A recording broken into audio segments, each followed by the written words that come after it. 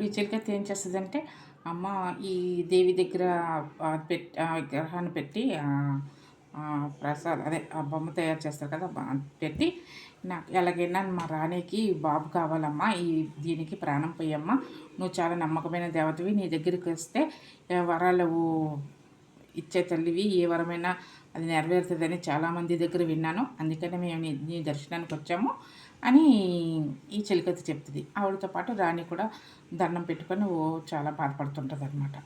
ఎందుకంటే ఈవిడది ఆ కడుపు కానీ మళ్ళీ రాజుగారికి ఉత్తి కడుపు అని తెలిసిందంటే ఈవిడ పని అయిపోద్దని చాలా బాధపడుతుంది అనమాట. అప్పుడేమో ఈవిడ దండం పెడితే ఈ ఈ బెల్లము నువ్వులతో చేసింది ఈ బాబు బొమ్మ ఉంటుంది కదా, అక్కడ దేవి ఏమో గుమ్మ వాసన రావడానికి వాసన వస్తుంది. వాసన రావడం వల్ల ఏం చేస్తుందంటే ఆ దేవి ఆ బొమ్మని తినేస్తుంది అనమాట.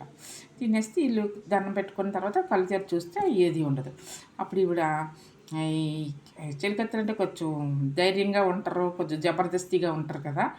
అప్పుడు ఈవిడ ఏం చేస్తుందంటే, మేము ఏదో నాటకమాడి ఏదో చేసి ఈ బొమ్మనన్నా చేసాము, ఏదో చెప్దామనుకుంటే నువ్వు ఈ బొమ్మను కూడా ఉంచకుండా తినేసావా, మాకు ఎలాగైనా పిల్లని ఇస్తావా ఇవ్వవా అనేసి ఆవిడని కొద్దిగా గద్దించి గట్టిగా పెద్ద నోరు పెట్టి గట్టిగా గద్దించినట్టు మాట్లాడుతుంది.